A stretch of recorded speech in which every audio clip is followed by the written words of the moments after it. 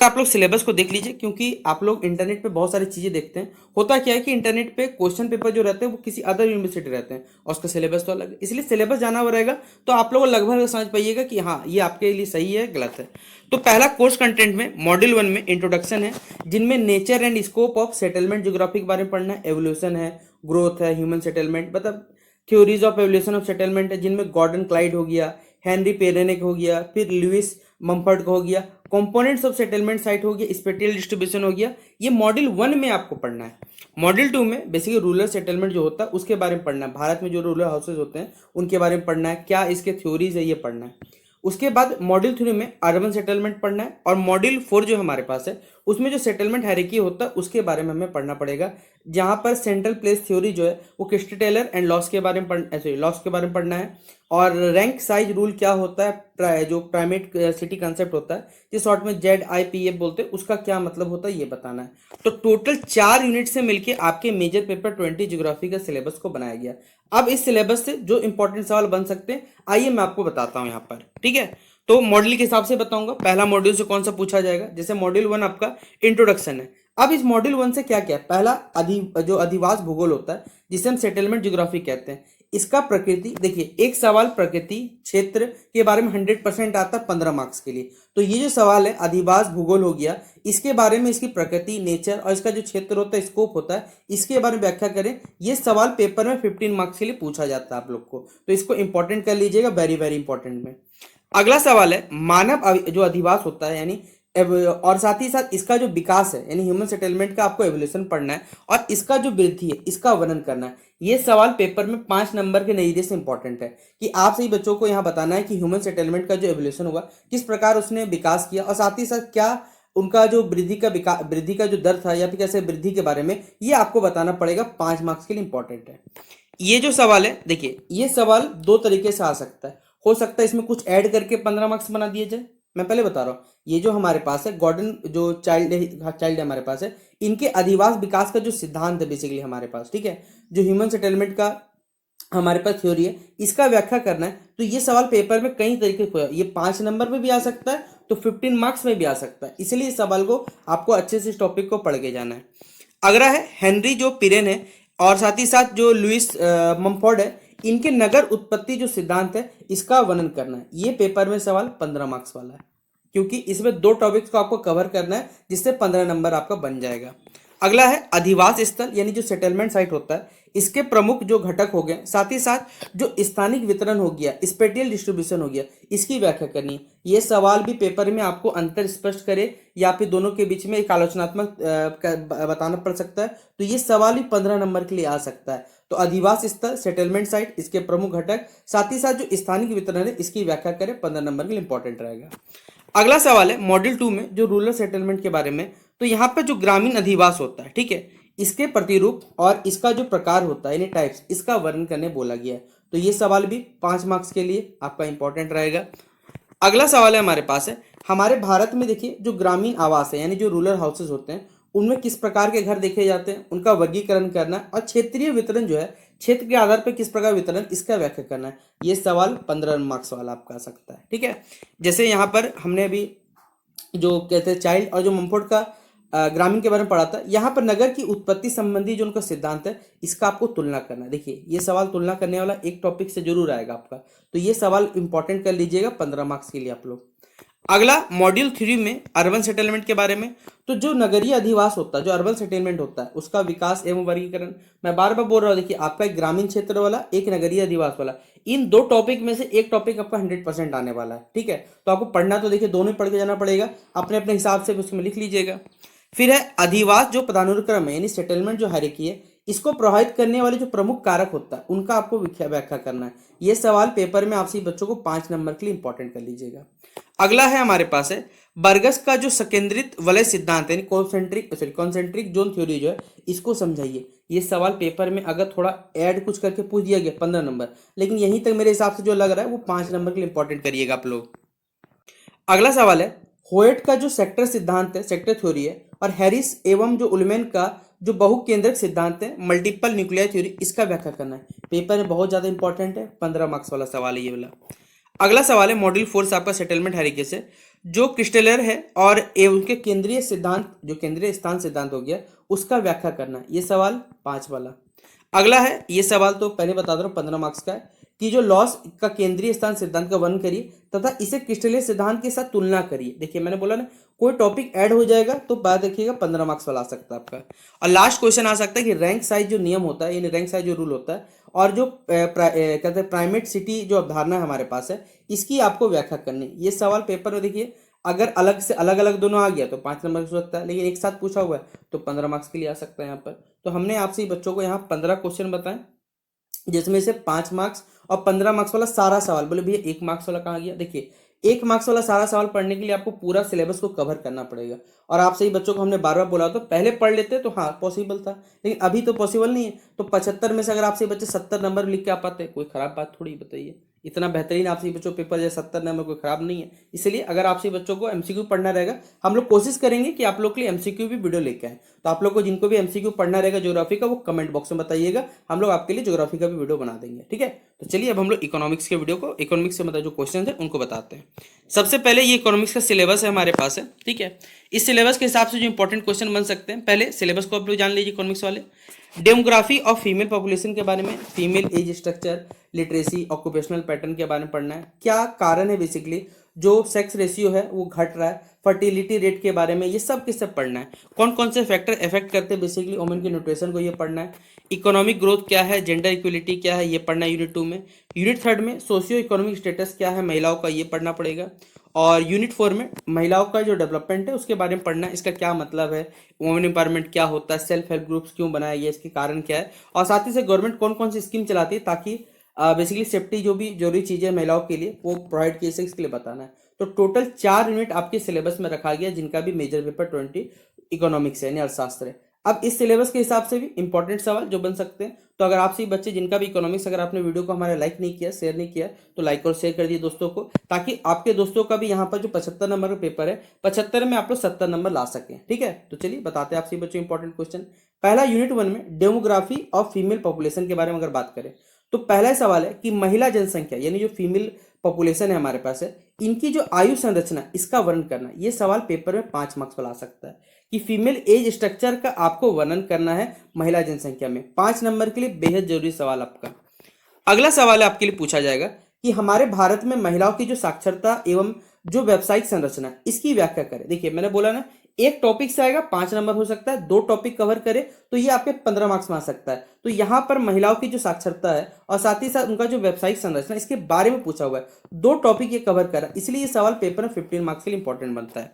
फिर अगला, हमारे भारत में देखिए जो घटता लिंग अनुपात है, इसके कारणों की विवेचना करना, बहुत ज्यादा इंपॉर्टेंट सवाल है। वीबीआई कर लीजिए इस सवाल को, यहां से एमसीक्यू भी पूछा जा सकता है और 5 मार्क्स वाला सवाल भी आ सकता है। ये सवाल पेपर है 15 मार्क्स के लिए बहुत ज्यादा इंपॉर्टेंट है। बोले भैया क्या 5 मार्क्स? हाँ एकदम 5 मार्क्स में भी आ सकता है सवाल। ठीक है, अगला सवाल है विकासशील दर, विशेषकर अगर बेसिकली हम लोग क्या डेवलपिंग नेशन से, हम लोग अभी डेवलप नहीं हुए, हम अपने को तरक्की कर रहे हैं। इसमें अगर हमारे भारत में जो प्रजनन दर है हमारा यानी फर्टिलिटी जो रेट है, इसमें बहुत ज्यादा कमी है, इसके क्या कारण है, ये सवाल पेपर में आएगा। ये सवाल भी पेपर में आएगा 5 मार्क्स के लिए। ये 2 सवाल टॉपिक जो करंट से रिलेट करते हैं, वो सवाल अक्सर आपके पेपर में पूछे जाते, याद रखिएगा। ठीक है, 5 नंबर वाला जो सवाल है हमारे पास है, महिलाओं का पोषण, स्वास्थ्य एवं जो शिक्षा तक पहुंच को प्रभावित करने वाले जो कारक है उसकी व्याख्या करें, यानी महिलाओं का न्यूट्रिशन के बारे में, हेल्थ के बारे में शिक्षा। ये सवाल पेपर में आप पढ़ के भी नहीं जाइएगा ना, खुद से लिख के आ सकते हैं, याद रखिएगा ये बात। क्यों? क्योंकि आप इसे अपने आसपास के जीवन में आप इसे रिलेट करते हो, और जिन सवालों को आप रिलेट करते हैं उनको बिना पढ़े भी लिख सकते हैं, क्षमता याद रखिएगा। तो ये सवाल पेपर में बहुत ज्यादा इंपॉर्टेंट तो है 15 मार्क्स के लिए, लेकिन अगर आप इसे थोड़ा सा देख लेते हैं इसके बारे में, तो आप खुद ब खुद इसको लिख सकते हैं। इसलिए आप सभी बच्चे इसको जरूर देख के जाइएगा। अगला यूनिट 2 में इकोनॉमिक ग्रोथ और जेंडर इक्वलिटी के बारे में, तो हमारे भारत में जो जीडीपी है हमारा, उसमें महिलाओं का योगदान है, उसका मूल्यांकन करें। स्टार मार्क कर लीजिए इस सवाल को आप लोग। ये सवाल पेपर में आपसे बच्चों का आएगा 5 मार्क्स के लिए, बहुत ज्यादा इंपॉर्टेंट है। अगला है आर्थिक विकास में एवं जो लैंगिक समानता या असमानता देखी जाती है, इसके बीच जो द्विपक्षीय संबंध है, इसका व्याख्या करना है। यानी आर्थिक इकोनॉमिक जो डेवलपमेंट हो गया, लैंगिक जो जेंडर इक्वलिटी या इक्वलिटी, दोनों के बीच में द्विपक्षीय संबंध, इसका व्याख्या करना है। ये सवाल पेपर में 15 मार्क्स के लिए इंपॉर्टेंट रहेगा आपका। फिर अगला सवाल है जो जेंडर बजट है, यहाँ हिंदी में गलत लिखा गया, माफ करिएगा। ठीक है, जो लिंग बजट है हमारे पास, उसका मतलब क्या होता बताना है, इसका महत्व बताना है। ये सवाल पेपर में 5 मार्क्स के लिए इंपॉर्टेंट है। अगला, जैसे आपने एसडीजी का भी पढ़ा होगा, सस्टेनेबल डेवलपमेंट गोल, उसी तरह होता है मिलीनियम डेवलपमेंट गोल। इसमें महिलाओं से संबंधित जो प्रमुख लैंगिक मुद्दे हैं इनका चर्चा करना है। पेपर में आने वाला सवाल है, 5 मार्क्स के नजरिए से इंपॉर्टेंट कर लीजिएगा। यूनिट 2 का सारा सवाल कंप्लीट होता है। अब आता है यूनिट 3, जिसमें हम लोग socio economic status of women के बारे में पढ़ते हैं। तो हमारे भारत में महिलाओं की जो कार्य सहभागिता है, फीमेल वर्क का पार्टिसिपेशन है, और जो श्रम बाजार में हम लोग लैंगिक अंतर देखते हैं, जेंडर डिफरेंशियल देखते हैं, इसका व्याख्या करना है। पेपर में बेहद इंपॉर्टेंट 15 मार्क्स वाला सवाल। अगला है, हमारे भारत में महिलाओं के श्रम बाजार में प्रवेश को प्रभावित करने वाले कौन कौन से कारक है, इनका वर्णन करना है। ये सवाल पेपर में 5 मार्क्स के लिए इंपॉर्टेंट रहेगा टॉपिक आपका, ठीक है। फिर हमारे भारत में आय, स्वास्थ्य एवं शिक्षा के क्षेत्र में जो लैंगिक असमानता देखी जाती है, इसका चर्चा करें। 15 मार्क्स वाला सवाल ये, क्यों भारत में इनकम के बेसिस पे, हेल्थ के बेसिस पे और एजुकेशन के सेक्टर में भी जो लैंगिक असमानता दिखी जा रही है, इसके बारे में आपको करंट से रिलेटेड कर बताना है। फिर महिलाओं का जो संपत्ति स्वामित्व होता है, जो एसेट ओनरशिप होता है, एवं जो उत्तराधिकार होता है, अधिकार इनहेरिटेंस जो राइट्स है, इसका व्याख्या करना है। ये सवाल पेपर में 15 मार्क्स के लिए आपका इंपॉर्टेंट आएगा, ठीक है। तो यूनिट 3 भी सारा का सारा इंपॉर्टेंट क्वेश्चन कंप्लीट होता है। यूनिट 4 महिलाओं के विकास के बारे में, डेवलपमेंट ऑफ वुमेन के बारे में। तो पहला सवाल है कि महिलाओं की जो सामाजिक सुरक्षा है, यानी सोशल सिक्योरिटी का क्या अर्थ होता है, इसके लिए क्या क्या अधिकार दिए गए हैं और इसका करंट स्टेटस क्या है, यानी वर्तमान जो हमारे पास स्थिति, इसके बारे में वर्णन करना है। तो पेपर में ये सवाल इंपॉर्टेंट कर लीजिएगा, 15 मार्क्स वाला। महिला सशक्तिकरण, ये तो 100% आएगा, आपको मालूम है, क्योंकि यहाँ पर पूछा जाता है अक्सर ये सवाल। तो इसका अर्थ क्या है, संकेतक क्या है, मतलब इसके लिए इंडिकेटर्स क्या पता चलते हैं, इसका महत्व क्या, और जो सेल्फ हेल्प ग्रुप्स होते हैं आपने देखा होगा, और सरकारी जो सुरक्षा योजना है बेसिकली, उसकी भूमिका वर्णन करना है। मतलब एक सवाल कितना सारा टॉपिक कवर होता है। तो ये सवाल पेपर में 15 मार्क्स वाला कंप्लीट हो कर देगा आपको पूरा सवाल, ठीक है। तो इतना सारा types, definition, nature and scope, historical background के बारे में, फिर रेस है और ट्राइब रेसिज्म क्या होता है पढ़ना है, status of women in primitive society क्या होता है, टोटेम टैबू के बारे में पढ़ना है, फैमिली ओरिजिन के बारे में पढ़ना है, ट्राइबल रिलीजन एंड मैजिक है, फिर है ट्राइब्स ऑफ झारखंड के बारे में, जिनमें संथाल, मुंडा, उराव हो, ट्राइबल पॉपुलेशन और मूवमेंट के बारे में पढ़ना पड़ेगा। 4 यूनिट दिया हुआ है। इस 4 यूनिट से आपके सोशोलॉजी में जो सवाल बनेंगे मेजर पेपर 20 में, वो चलिए एक एक करके डिस्कस करते हैं। पहला, यूनिट 1 सोशोलॉजी ऑफ ट्राइब्स के बारे में बात करें तो जनजातीय समाजशास्त्र, सोशोलॉजी ऑफ ट्राइब्स, इसकी परिभाषा बताना है, इसकी प्रकृति बताना, इसका क्षेत्र बताना है कि व्याख्या करना है। मतलब जनजातीय समाज क्या होता है ये बताइएगा, इसका नेचर बताइएगा, और इसका जो क्षेत्र होता है, स्कोप होता है, उसके बारे में व्याख्या करना है। ये सवाल पेपर में आपको 15 नंबर के लिए आएगा, तो इसे वीवीआई कर लीजिएगा सवाल को, ठीक है। अगला सवाल, क्वेश्चन नंबर 2 हमारे पास है कि जनजातीय समाजशास्त्र के जो ऐतिहासिक विकास है, इसका वर्णन करिए। मतलब आपको क्या करना है, जनजातीय समाजशास्त्र का जो एक ऐतिहासिक विकास, उसको पूरा समझाना है। ये सवाल देखिए पेपर में 15 नंबर के लिए आ सकता है, 5 नंबर के लिए आ सकता है। तो पेपर में मेरे हिसाब से जो मुझे लगता है, ये सवाल आपको 15 मार्क्स के लिए आएगा, क्योंकि दोनों ही तरफ से आ सकता है। मैं पहले बता रहा हूँ, क्योंकि इसके मायने बन सकते हैं, क्योंकि यूनिवर्सिटी अगर आपका ये क्वेश्चन है बेसिकली 5 मार्क्स के लिए बोलेगा तो ज़्यादा से ज़्यादा 2 पेज लिखना, 15 मार्क्स बोलेगा 3 से 4 पेज लिख देना, ठीक है। तो अगला सवाल है जाति एवं जनजाति, यानी रेस एवं जो ट्राइब होता है हमारे पास, इनके बीच में अंतर बताइए। ये सवाल 5 नंबर के लिए इंपॉर्टेंट रहेगा कि जाति जनजाति क्या होता है, दोनों के बीच में अंतर बताइए। फिर नस्लवाद की, इसकी नस्लवाद यानी रेसिज्म की अवधारणा बतानी है, तथा उसका सामाजिक प्रभाव क्या करना है, इसके बारे में व्याख्या करना है। तो ये सवाल भी इंपॉर्टेंट कर लीजिएगा। अगला है आदिम समाज, ठीक है। इस क्वेश्चन को 15 मार्क्स के लिए इंपॉर्टेंट करिएगा कि आदिम समाज में महिलाओं की जो स्थिति, इसका वर्णन करें। Status of women in primitive society, इस क्वेश्चन का वर्णन करने बोला गया आपसे बच्चों को, 15 मार्क्स के लिए इंपॉर्टेंट रहेगा। फिर है टोटेम एवं जो टेबू है, इनकी अवधारणा की आपको व्याख्या करनी है। तो ये क्वेश्चन आपसे बच्चों को 5 नंबर के लिए इंपॉर्टेंट रहेगा, ठीक है। अगला है फैमिली एंड किनशिप, जो आपका टॉपिक है यूनिट 2 का। तो परिवार की उत्पत्ति के बारे में, इसका प्रकार बताना है, और इसके जो कार्य होते हैं, इन सभी चीजों का आपको वर्णन करने बोला गया है। तो ये सवाल भी आपसे बच्चों के लिए 15 नंबर के लिए आ सकता है कि परिवार की उत्पत्ति किस प्रकार हुई, प्रकार क्या थे इसके, और साथ ही साथ के जो कार्य, इन सभी चीजों को वर्णन करने बोला गया है। फिर जनजातीय विवाह के जो प्रकार होते हैं, टाइप्स ऑफ जो ट्राइबल मैरिज होते हैं, और साथ ही साथ विवाह निषेध यानी मैरिज के जो प्रोविजन होते हैं, इनका व्याख्या करने बोला गया है। तो ये सवाल भी 15 नंबर के लिए आपका इंपॉर्टेंट रहेगा कि ट्राइबल जो मैरिज होते हैं उनके टाइप्स बताइए, और साथ ही साथ मैरिज के क्या प्रोविजन होते हैं, उनके बारे में व्याख्या करने बोला गया आपको। अगला सवाल है जीवन साथी प्राप्त करने के विभिन्न तरीके तथा जनजातीय समाज में जो तलाक की व्यवस्था, इसका वर्णन करने बोला गया क्या क्या तरीके होते हैं बेसिकली जीवन साथी प्राप्त करने के लिए और डाइवोर्स के लिए, ये इसके बारे में आपको वर्णन करने बोला गया है। ठीक है, तो ये भी सवाल 15 नंबर के लिए इंपॉर्टेंट रहेगा। फिर है नातेदारी, जिसे किनशिप कहा जाता है, इसकी श्रेणियां और इसके जो उपयोग होते हैं, ठीक है, इसके बारे में आपको व्याख्या करने बोला गया है। अगला सवाल है क्वेश्चन नंबर 11 में कि वंश समूह यानी डिसेंट ग्रुप्स जो होते हैं उनमें बेसिकली लीनेज, क्लैन, कह सकते हैं पार्टी और मोइटी का आपको क्या करना है, वर्णन करने बोला गया है। फिर जनजातीय जो युवा संगठन है, यूथ जो ऑर्गेनाइजेशन है, इसकी भूमिका और इसका क्या महत्व है, इसके बारे में बताना है। यूनिट 3 में ट्राइबल इंस्टीट्यूशन के बारे में, तो जनजातीय धर्म एवं जादू, इसकी विशेषताओं का आपको वर्णन करने बोला गया। फिर आदिम अर्थव्यवस्था में कानून, न्याय, शासन, इन सब की व्याख्या करनी बोली गई है, तो ये सवाल 15 वाला इंपॉर्टेंट रहेगा। फिर जनजातीय कला एवं जो संगीत है तथा झारखंड की हमारी जो प्रमुख जनजाति है जिनमें संथाल, मुंडा, उराव हो, इन सब की समस्याएं और इनसे जुड़े हुए जो आंदोलन है इनका आपको वर्णन करने बोला जाएगा। ठीक है, तो ये क्वेश्चन नंबर 15 रहा। इस प्रकार आपसी बच्चों का मेजर पेपर 20 सोशियोलॉजी के लिए 5 मार्क्स और 15 मार्क्स का सारा इंपॉर्टेंट क्वेश्चन कंप्लीट होता है विद सिलेबस। अब आपसे बच्चों को अगर 1 मार्क्स वाला अगर इंपॉर्टेंट क्वेश्चन चाहिए तो कमेंट बॉक्स में मेंशन करिएगा। मैं आपसे बच्चों को कोशिश करूंगा कि 1 मार्क्स वाला जो आपके सिलेबस के अकॉर्डिंग सवाल बन सकता है वो भी आपको डिस्कस करने का। फिलहाल आपसे बच्चे इन क्वेश्चंस के अच्छे से प्रिपरेशन कर ले अपने एग्जामिनेशन के लिए, और इस वीडियो को अपने जितने भी साथी हैं जो आपके साथ मेजर पेपर 20 सोशियोलॉजी है उनको शेयर कर दीजिएगा। ठीक है, अब चलिए हम लोग आते हैं जिनका इंग्लिश है उनको बताते हैं इंपॉर्टेंट क्वेश्चन। ये इंग्लिश का सिलेबस है, मेजर पेपर 20 इंग्लिश का।